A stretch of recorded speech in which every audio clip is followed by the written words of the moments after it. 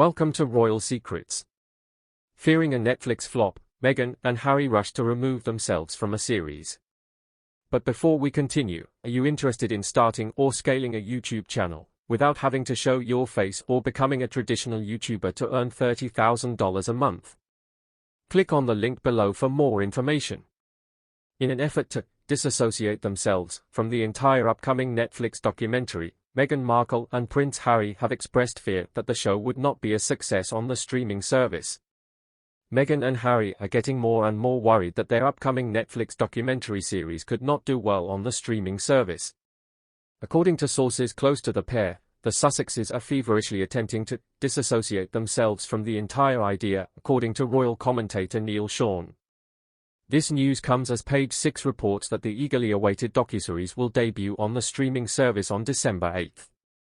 Mr. Sean asserted that Harry detests the television show, but Meghan seemed to disparage the documentary. This is a reference to Meghan's attempt, in an interview last month, to separate herself from the project by stating that the documentary may not be the way we would have portrayed it. The royal analyst said in a video posted to his YouTube channel, Neil Sean's Daily News Headlines, Harry and Meghan wanted to utilize the documentary to present themselves in a totally new light, as hardworking people.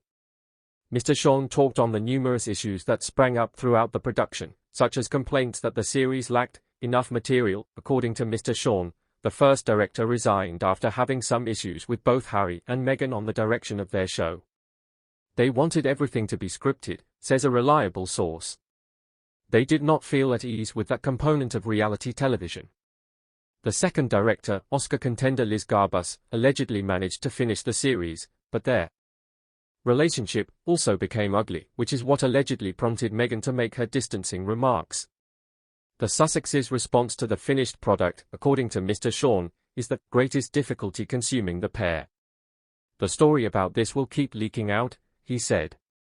Netflix is betting that, despite any negative press, consumers will still watch what some have called a car wreck. According to a source close to the couple, they wish the initiative well but are attempting to distance themselves from it as a whole. In essence, they are unhappy with it and want us to forget about it. As part of a rumored $100 million, £88 million, arrangement with Netflix, Harry and Meghan have been working on the show. The ever-growing litany of speed bumps and problems that have apparently bedeviled the Duke and Duchess's first big Netflix show, according to royal critic Daniela Elsa, echoed Mr. Sean's assertion. We have reached out to the Duke and Duchess of Sussex's representatives for comment. Meghan discusses the problems with the tough label, just another way of saying the B word, in the final episode of her Archetypes podcast on Spotify.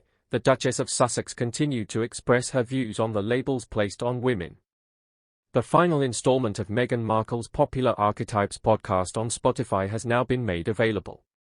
Since August, the Duchess of Sussex has created 12 episodes, each of which addresses a significant topic with the assistance of friends, professionals, and famous people. In the most recent episode, the 41-year-old sat down with male guests to talk about how they can help the group overcome prejudices and labels.